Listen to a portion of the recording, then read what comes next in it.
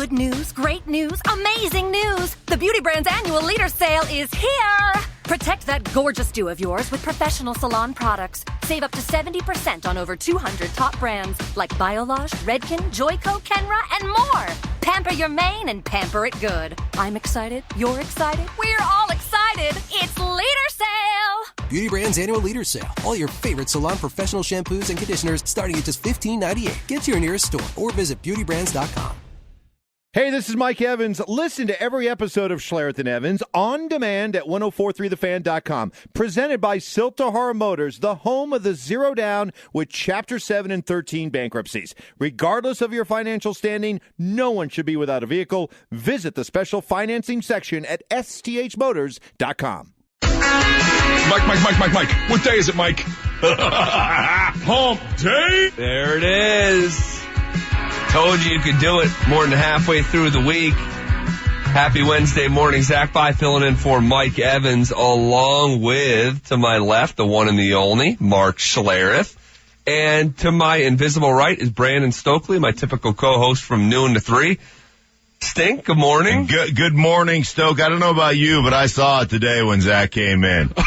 Little fella's a bit tired. It's day 3 of the morning shift. I could see it in his eyes, Stoke. Hey, Mark, yesterday I compared it to the second day of school. Right. Today, it's the third day of training camp practice, right? First day, you're great. You have so much energy just going out there with the guys. You hadn't seen them in a while. Right. And you're just having fun. You usually just have helmets on. Then you slowly, back in the day anyway, after 2 days, then you started putting the pads on. That third day, you're just tired, sore, grumpy. It's up early again. Yeah, that's where we're at. You today. guys, it's funny. You guys all had the leg soreness. The receivers, You could see it in their legs, man. They're just like, my legs are so heavy. My hammies are tight. My quads, my groins, in and out of cuts with people leaning on you. It's just different than what you do in the off season. For us, it was day 3 was your neck and you had and this is going to sound terrible, but it's just true.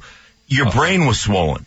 Like you had this constant headache from you're not used to hitting all the time. Ooh. And it's like, oh my gosh, my neck, and I got brain swell, and we joke around about it back in the day, like, oh man, this thing is killing me, this headache. And it would go away after a couple days, but it's that initial getting back into hitting every day and all that stuff. So, this is third day of training camp. I love that analogy. That's where we're at. Well, you know what? But I'm looking forward to it. I'm ready to rock and roll. Oh, heck yeah, man. Heck yeah. I got a great night of sleep. I'm thrilled to be here again. And when you talk about that, I don't know if you invented the phrase stink, but you just sort of touched on it. The, kinesthetic awareness. Right. Yeah. I had not heard that term until I moved here to Denver and heard you doing radio. The kinesthetic awareness, the preparation for your body to play professional football. That's a big deal. It's huge, and it's something that's been taken away from our players because our players have negotiated out of the deal. That's where I was going. Right, we got $50 million facilities, and we lock ourselves out of the facilities, and we pay $100,000 to have somebody else train you. The other thing is unlike Stoke and I in our day, like Stoke, I don't know about you, I didn't leave school and go to some fitness academy to learn how to run fast, right? I just was what it was. You used to train like a football player, and now all these guys train like track athletes, and that's just another reason they don't put a lot of weight on a pro day or what a guy ran on a pro day, right? Another reason to lean on the film. So, in our day, man, you kept lifting at the school, you kept going to class, you were trying to graduate, you did what you did, and scouts would come in, or, if you were like Stoke, you got invited to the combine. I didn't, but scouts would come in, you'd bum other people's workouts and do that stuff. But I wasn't training like a track athlete. I wasn't trying to, set 40 time records. It's just a different mentality. And a lot of the stuff that you see today it's inflated. It's not real. It's fake. Because it's the way guys train, and you don't run like that on a football field. It's in and out of breaks. It's what you do at the top of your stem. It's like all that stuff is what gets you open. Not, hey, I ran a 4.39 40. It just is different. And you ask anybody that played receiver, dude, if you can't get releases, I'm talking to Art Monk, Hall of Famer, Art Monk the other day. Sure. So my biggest fear in football was? My release. because I was horrible at releases. That's what he said. Yeah, he said he was horrible at getting a release off the ball.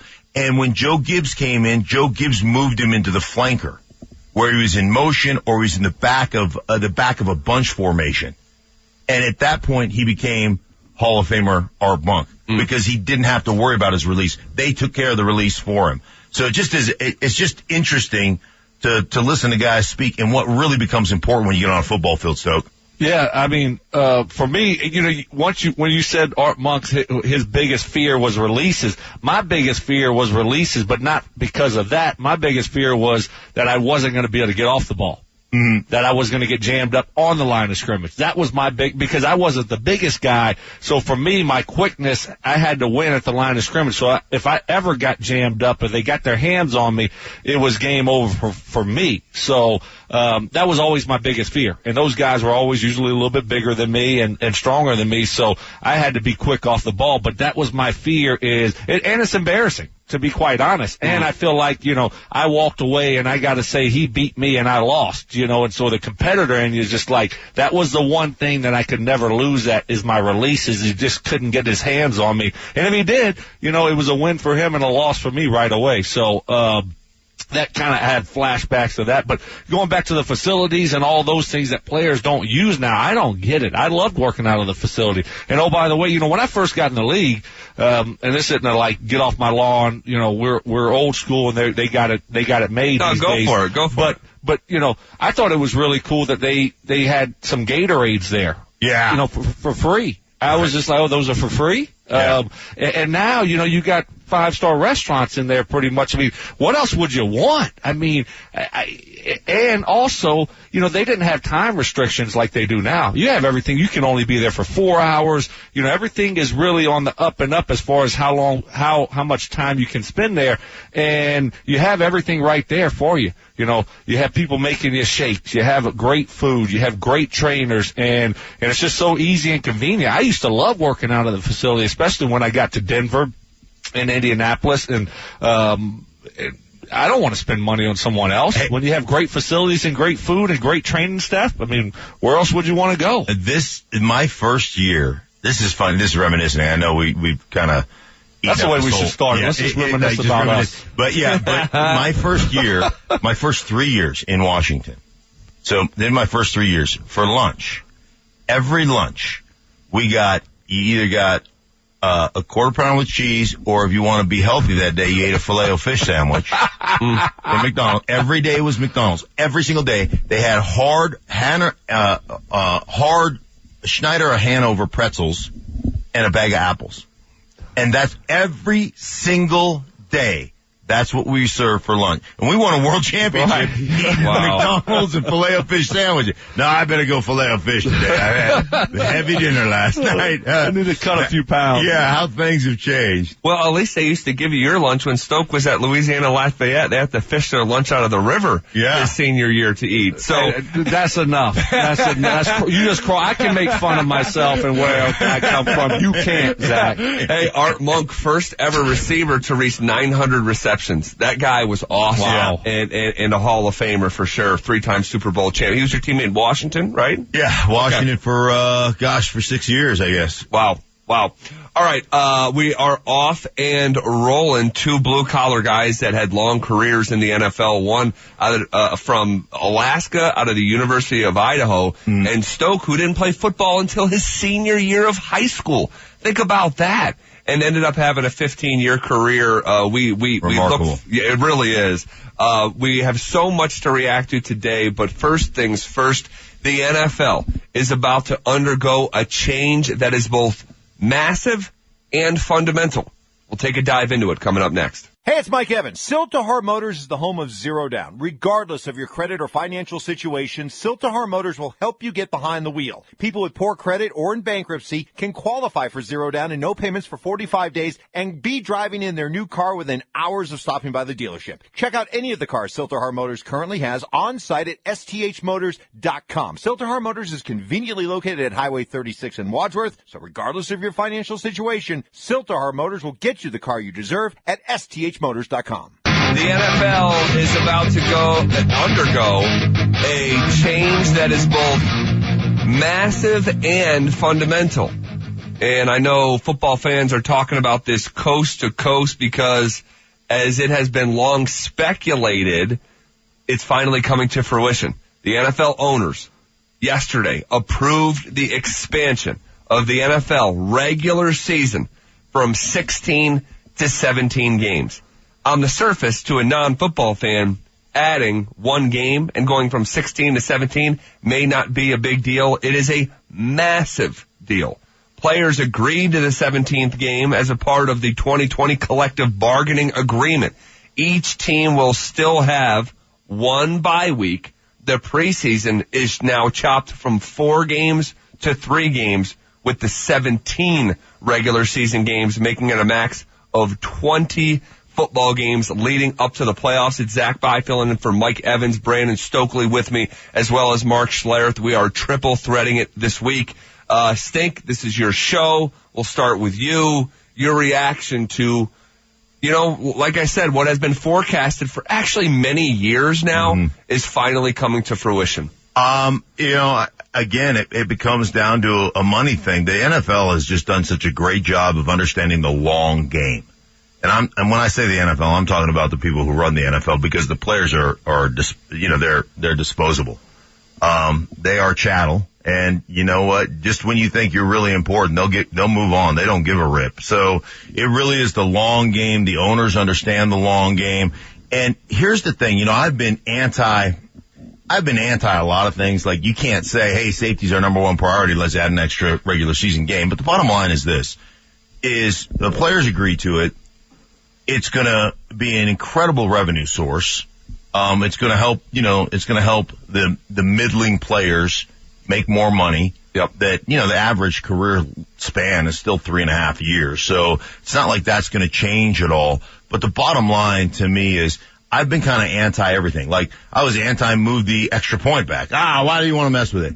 It's become something now that you have to pay attention to, right? Sure. It's become something that's good. I was anti add a 7th team to the playoffs last year. I was like, oh, come on. I was like, you know what? This is actually pretty good. And I was kind of anti 17th game, but now I'm like, what the hell? It's not my body. I just have to do one more game for Fox. So I'm not against it. And everything has pointed towards guys they don't practice, they don't hit, it's just a different world. So I'm okay, man. It's more revenue, more football. And let's face it, when trades for unknown commodities, Stoke, like you're trading the San Francisco 49ers, trade their 12th for the 3rd, and then 2 other unknown commodities the next 2 years, right? And a 3rd rounder. And that trumps NBA basketball that's in regular season. It trumps hockey that's in regular season. That news of trading unknown commodities. That's how powerful the NFL is. Some dudes that haven't put a squirt of piss in the NFL bucket trump regular season games and spring training games of every other sport. That's how powerful the NFL is. So more right now, they haven't jumped the shark. It's not like Cuban said a couple of years ago, pigs get fat, hogs get slaughtered. I saw a headline, pigs get fat, hogs get slaughtered, and boars run wild. And the NFL's a boar.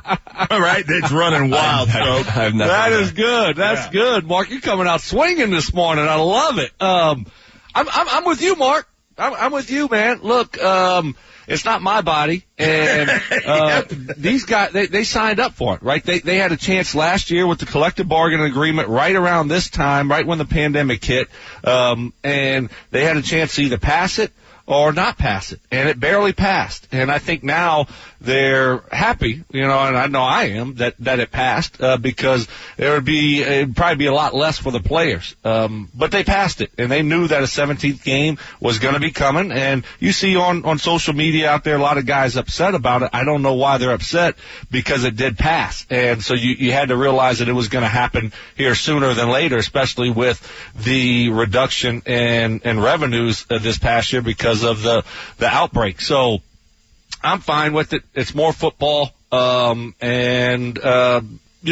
think now with the training and with guys taking care of their body and the emphasis on that and what these facilities are look like now and all that they do to just really recover and rest and recover. And I think, look, it was going to happen, and the time is now, but it doesn't affect me at all. I don't look at it as a big negative. I know some of the older veteran players probably do, but it's just another game. Well, I'll say this. I was not expecting this dynamic here this morning, where the two NFL veterans who spent, a decade plus in this league were saying, hey, I'm cool with it. And here I am, the radio guy who never played a snap in the NFL, finds myself naturally resisting it. And I think that as human beings, if you take I wear my wallet in my right pocket every day. Mm-hmm. If you take your wallet out and just stick it in your left pocket and you sit down, it feels like you're sitting on a phone book. Yes. If you throws your back out, you can't sit on your wallet. Right, and you're like, my gosh, I can't believe that my wallet is that thick, but I'm just used to it sitting on the other side and it feels natural to me.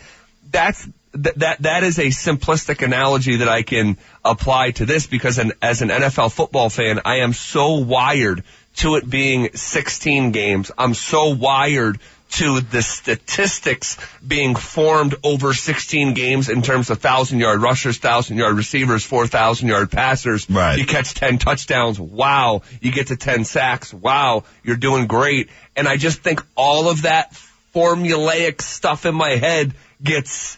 That's a good point. Altered. I didn't think of it that way. I kind of wasn't thinking about the stat part of it. But yes, that's a good point. You're going to have to kind of change your mindset. Yeah, but I think as a player, Stoke, and maybe the position you play is a little different because there are no stats when you're fat. There's like, hey man, you get the guy blocked or not, right? But like my thought process when I watch film, I'm not worried about statistics. I'm worried about like who flashes, who gives me rewindable moments. Sure, what guy plays well, right? Sure. And so I'm not a slave to, 16 games versus 17 games. I think change in general... Calling me a slave? Yeah, well, I think change in general is scary for most people, right? But I think one thing you learn about playing in the NFL is you need to have shallow roots. Mm. And I think change to me... I like that. The change to me is not a scary thing. Change is inevitable. I think what it's the journey from where you are to where you're going that it takes adjustment. That's a little bit, it's not necessarily the change, it's that journey that you're going through that scares you a little bit. And I've just gotten to the point where I'm like, oh, something new's going to go on? Like there's going to be great. I can't wait to see what it brings. And I kind of almost like that. Hey, let's put one foot in front of the other and see what happens. It's like walking out to practice every day. I used to love walking out to practice just because I knew like this is going to be miserable, right? But you're at the same time, you're like, man, it's going to be miserable and we're going to beat the snot out of one another. But like, there's only 1,200 guys in the world that can do this, right? And I'm one of them. That sounds like me going on the show with Stokely. Yeah, right. Yeah. Like this is going to be miserable. Right. Like Brandon Stokely and some other guy. We're going to beat each other up, but golly, we're getting paid to be here, right, Stoke? Oh, I love it. Come on, Stoke. That's not bad, Stoke. That was good. I got to give it to you. You've come with a couple haymakers this morning. You got to regather over there. You got to regather. Get yourself a cup of coffee and get yourself rolled. Oh my God. All right. Okay. Hey, we still have so much to react to because I still have a couple other thoughts I want to bounce off you guys in terms of this new fundamental and massive change to the NFL schedule. But first, speaking of the NFL, they are on the fast track to getting all the way back to normal. We'll discuss in the Morning Brew coming up next. Good morning. Morning. It's time for your Morning Brew. Things are gonna get weird. You're gonna eat like me, and you're gonna crap thunder. Okay, this guy needs coffee and crullers stat. You know what can really help you sort through these important issues? What? Orange mocha frappuccino! Damn, Jimmy. This is some serious gourmet. Let's get it on! What we're actually doing is actually following the data, following the science to sort of make sure that we're doing things both from a health and safety standpoint as well as seeking always to get better in every way. That is the voice of Roger Goodell saying that he expects all NFL stadiums back to 100% capacity in 2021. You know, I miss looking at full football stadiums and the energy and what that means and what that brings. But coming from where we've been the last year, a lot of people said, hey, this is a lot. This is aggressive. What did you make of the assertion from Roger Goodell? Like, hey, we're getting back. We're getting all the way back. I love it. And I hope that, I mean, obviously they're going to do it safely. You know, they'll probably ask people or make it mandatory to wear masks or whatever, however they do it. But, you know, it's funny, in one of the last broadcasts I did, and it just kind of fell out of my mouth like most things do. Like, in all its imperfections, the NFL was perfect last year. It was perfect. And I was so honored to be a part of bringing the NFL to our country in a time where we were struggling, you know, and I get phone calls all the time. My parents would call me, different people would call me and go, man, I can't tell you how excited it is or how excited we are just to sit down and watch NFL football on Sundays, right? And so, like I said, in all those imperfections, it was perfect. I was so happy that they fought through it. You know, there was a circus environment, like, hey, you know what? The show must go on. Yeah. Especially when you got Kendall Hinton out there and Pat Shermer's calling three wides with Kendall Hinton. Omaha. Yeah. Oh, man. You can throw small outs on him. Young men. Darn right. Stoke, real quick thought on Roger Goodell saying, hey, we're getting back to 100% capacity. I absolutely love it. You know, this country's heading in that direction. And NFL's been a trailblazer here. They have beat at their own drum here, and they've done it their way, starting last year with the draft when people told them they shouldn't have the draft, they shouldn't do free agency, this and that. That's right. They've done it their way, and they've done it the right way, and they've been great at it, and so continue to do it your way. Let's fill those stadiums up, and let's get back to normal. I love it. I agree with you guys. I cannot wait, and I cannot wait to be there myself. All right, next in the Morning Brew. You're not coming with 3 up for Suggs and down from the right wing. Suggs got a screen, got free. He's got 11 and a 34-15 lead for the Bulldogs. Man, the Final Four is set. I'm telling you, this has been a blast of a tournament. And after all the upsets, and there was the most upsets in NCAA history in terms of within the bracket of March Madness, you got a 1 seed in Gonzaga, you got a 1 seed in Baylor, you got a 2 seed in Houston, you have an 11 seed with the upset, Mick Cronin's Bruins of UCLA. So here's what it looks like. Saturday afternoon, it's Houston versus Baylor, it's UCLA versus Gonzaga. Stoke, we'll start with you, Stoke. Quick thought on who you think is going to win these matchups and who's ultimately your national champion. I think it's Baylor Gonzaga. I'm going with the 2 best teams. They've been the 2 best teams all year. So that's who I'm going with. And man, I think it's going to be a great, great game. I'm going to give a slight edge to Gonzaga, but it's going to be a coin flip type of game. But I'm going to go with Gonzaga. Stink? Yeah, I picked them to win it. I picked them to win the tournament. They're undefeated. And I tell you what, they play basketball. When I watch them, the backdoor cuts, the precision, the court vision, they remind me a little bit of what the Nuggets are doing.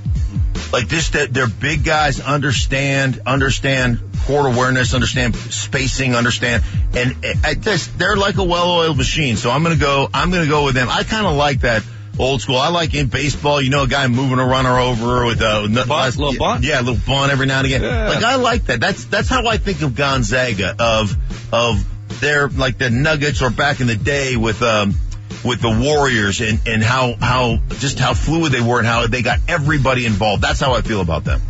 I don't ask for much, guys. Ooh. I don't ask for much. But I put $50 on Gonzaga to win the national championship before this thing even started, before one game was played. Okay. Lord, if you're listening, help! Drew Timmy, Corey Kispert, Jalen Suggs, help! How about you? Mark Few, help! Come on. Next in the Morning Brew. I don't really see a limit. I see no limits for this team. It looks like we have all the pieces that we need. We have the depth. Looks like we're covered in a lot of different spots, offensively, defensively, and just might as well working together there's no stopping us. That is the voice of Aaron Gordon, member of the Denver Nuggets, who won again last night. Hey, low-key, the Nuggets are streaking. In their last 15 games, they're 12-3. Aaron Gordon seems like a seamless fit, and Michael Porter Jr. last night, 27 points in a victory over a 76ers team that had been as hot as any team in the league, Stink. Yeah. He's a tall guy.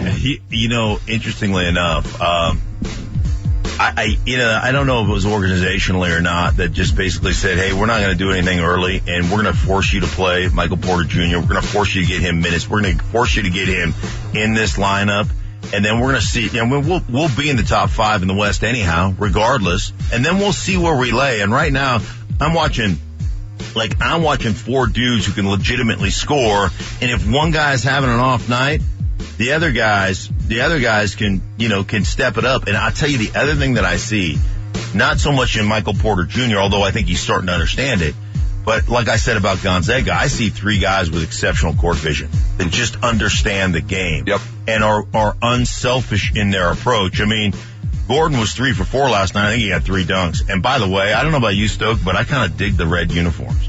I don't. I'm out. You're out on the red? I'm out. They're the worst uniforms in the league. Yeah, they're awful, Stink. I don't know. The red ones? They got some great uniforms, the red ones. Absolutely horrendous. Super duper bad. I'm with you, man. I love this lineup. I'm so excited about the Nuggets right now. And like you said, Stink, when one guy's off, you just got help now. Yeah. You got help for the Joker. You got help from Murray now. And so I love it. And maybe this now we see the best version of Michael Porter Jr., hopefully with the addition of Gordon. I mean, that's a good point. We saw it last night. I mean, that was unbelievable. What a great performance. So it's fun, man. I can't wait, and I'm excited about the Nuggets. There is a little something that happened last night that's stuck in my craw, and I hope it doesn't come back to bite the Nuggets. We'll get back to it in a couple minutes. But next in the Morning Brew. We'll let the legal process take care of itself, and however it's going to unfold, we'll certainly comply and do what we can to help and facilitate a resolution for everybody.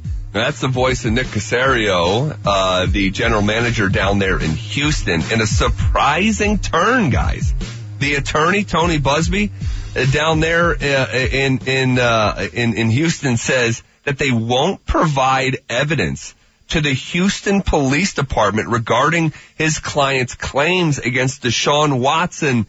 This is maybe a low-key benchmark in this whole arc because it could lead to settlements, and for Deshaun Watson, this thing maybe being behind him.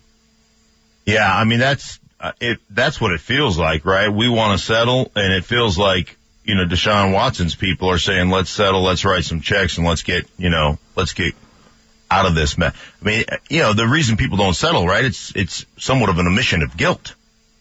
Like, I had something to do with this, but I tell you what, I mean, some of the accounts that you've read, if they can substantiate the accounts that you've read online, that's not going to end well. And if it goes criminal, then, I think all the civil stuff gets put on the back burner once it goes criminal. So he's trying to get his clients paid, no question about it. Still quick thought? Yeah, exactly. He said he was going to turn everything over. Then what changes in, a week? I don't understand. Like, if you're about justice and you're about... Well, I think what changes, Stoke, is I think the other attorney comes out and goes, right. Hey, what's it going to take for this to go away? Yes, exactly. So that's, you're exactly right. That's where this looks like this is going now. It looks like it's going down the road of Settlement City, and this could be, one of those things that just kind of ends up kind of going away here. Because you're going to see a big settlement. Yeah, you just sound like Dickie V there. Oh! Settlement City, baby! Oh, baby, get a T.O.! Get a T.O.! Wow, that was great. Love Dickie V. Please stop. Oh, my God. All right, going back to what we were talking about a little bit earlier, the NFL is about to undergo a massive change, the likes that we have not seen since the 1970s. We'll take a dive into it coming up next. The NFL is about to look entirely different. Like, way different. A 17-game season. The NFL is undergoing a massive change. Yesterday, the NFL owners approved the expansion of the regular season to, the average person. And I say to my wife, hey, Ashley, NFL's going from 16 to 17 games. She'd be like, oh, okay. Yeah. But for football fans, this is a big deal. The NFL has been playing 16-game seasons since 1978. This is an adjustment for us. Yeah, I mean, it is, and I've always worried about at what point do you hit a saturation point where it's too much. But the bottom line, and I've said this for years, I mean, we talk about the business acumen of owners, right, and billionaires, but let's face it. I mean, you're selling crack to crack addicts, right? Well, I mean, America is so addicted to football. It's true. They can't get enough, and one more game, just like one more playoff, people are going to love it. And, it's just to me, Stoke, it's just an interesting time that we live in.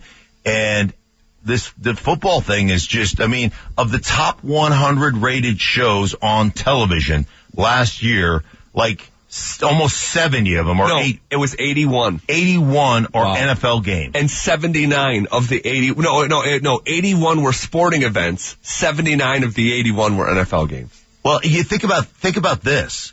Think about this. A random Sunday game in the middle of the season between the Seattle Seahawks and the Arizona Cardinals garnered like a 16 or 17 rating. Huge national rating. Game 6 of the NBA Finals was a 5. Wow. A 5. Versus a regular season game like in week 11 between Seattle and, I mean, it's remarkable what they're doing. And Stoke and I talked about this during the season. They pulled Joe Buck off an NLCS game on Fox to put him on a regular season game against a Green Bay Packers game. Right, Stoke? You remember that? Yeah, absolutely. It just shows you the draw of the NFL. You look at 17 games, and I'm all for it. Look, give me another game. Give me another playoff game. I think it's great. To a certain point, you're going to be like, okay, that's too much. But I think right now, people just want more, especially coming off what we came off of this past year. You want more. And the NFL is exciting. It's fun, and we can't get enough of it. And we get our off season to talk about other things and watch other things. And then once the NFL season's here, I really can't get enough of it. Now you look at the 17 games, and the only thing it does, and you brought it up early, Zach,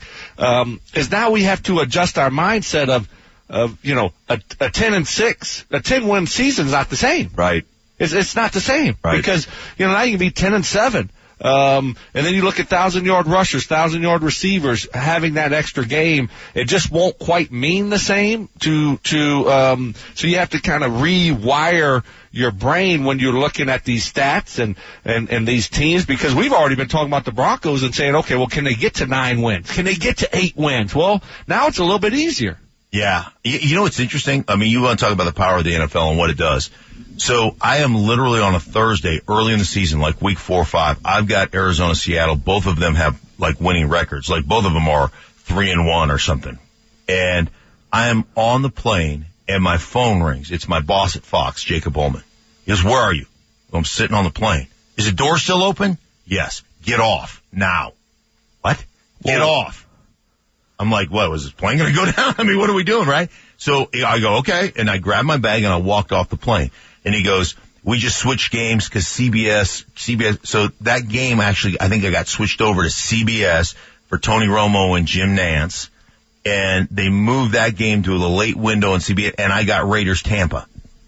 And again, and it was a negotiation between CBS and Fox to flip-flop games so Fox could get a Cowboy game. I mean, it was incredible. But the bottom line is it's such a huge ratings bonanza that, that like you can get called off a plane Thursday heading to one game, and all of a sudden, I'm like, I show up in Vegas and I start grinding on Raider tape. Well, that's what I was going to ask you. How hard was that to all of a sudden you've been watching film and getting ready for one game, and a lot goes into it. I don't think people realize how much prep work has to go into this. You're getting ready for one game, and it's like all of a sudden they just, it's like playing a football game, and all of a sudden they tell you, nope, you're not playing the Raiders, you're playing the Chiefs this week, or you're playing, the Patriots. I mean, how hard was that? Yeah, well, it was like I had done 30 hours of film study between Seattle and Arizona, so I land in Vegas for the Raiders. I go to my room and I literally watched film on Thursday night I got into my room at about 3:00 in the afternoon, and I was up till midnight watching film, and then all day Friday watching film other than the Zoom calls and trying to get caught up in kind of what I do to prepare. Luckily I had done Tampa, Denver a couple weeks prior. So I knew Tampa pretty well. But it's the power of what the NFL is right now as a brand and how much it moves the needle across America. It's incredible. Well, this is about revenue. And last year we saw the NFL go from 12 playoff teams to 14. All right. That decision created 2 additional games. That's it. 2 more games. You know how much more revenue it created based off those 2 more games? $150 million. Yeah. Wow. Just 2 additional games. And they're keeping that moving forward just real quick? Million. I believe so.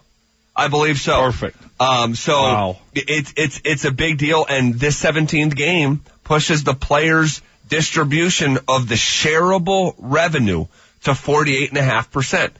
To the top tier players, Aaron Donald maybe doesn't move the needle. To the bulk of the league, whose career lasts 3-4 years, it's a big deal. Yeah, it certainly is. Guys like Philip Lindsay, There you go. Where we saw him, come in the league and he's just making minimum. Now that minimum is going to go up for those guys. That's right. My mind goes as a fan to like stats, records and stats. Eric Dickerson, Adrian Peterson, Jamal Lewis, Barry Sanders, Derrick Henry, Terrell Davis, Chris Johnson, O.J. Simpson. That's the list of 2,000-yard rushers. Right. That's going to be now opened up to people who were on the doorstep. Earl Campbell in 1980 rushed for 1,934 yards. Well, he'd be a part of that 2,000-yard club. And the exclusivity of a couple records that we hold near and dear. One record that a member of this trio is a part of that we'll get back to a little bit later in the show. That is OJ did it in 14 games, though. There you go. Yeah, the rest of the guys did it in 16. What's going on? Yep. OJ absolutely used to kill it. Okay. Wow. I see you. All right. A quick question. Couldn't help it. This is bad. Right now, quick question. Outside of the quarterback position, what would be the weakest dimension of the Denver Broncos? Outside of quarterback. I want to bounce that question off each of you coming up next. Hey, it's Mike Evans. Siltahar Motors understands sometimes bad things happen to good people. That includes bankruptcy. If that is you, you can still purchase a car at Siltahar with 0 money down in almost all cases. This is a program they've been doing for 25 years. The dealership itself is almost 60. Family-owned business that is proud of their reputation and proud to be a huge part of the Broomfield community. If you file bankruptcy, Siltahar Motors can help. 0 down and no payments for 45 days in almost all cases. Contact Team 0 Down at 720-446-9222 or online at sthmotors.com.